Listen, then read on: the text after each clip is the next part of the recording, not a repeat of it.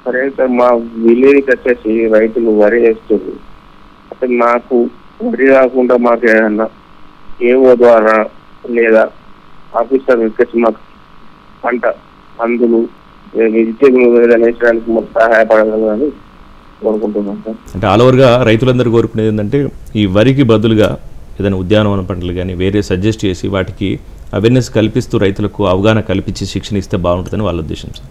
ఇప్పుడు చూడండి, ఖరీఫ్లోనైతే పుష్కలంగా వర్షాలు ఉంటాయి, భూగర్భ జలాలు ఉంటాయి, పర్వాలేదు. రబీకి వచ్చేటప్పటికి రైతులు ఇబ్బంది పడతారు, నార్లు పోసుకుంటారు, అప్పటికి భూగర్భ జలాలు ఉంటాయి. చివరి దశకు వచ్చేటప్పటికి భూగర్భ జలాలు తగ్గిపోయి బోర్లు ఎండిపోయి చాలా ఇబ్బందులు పడతారు.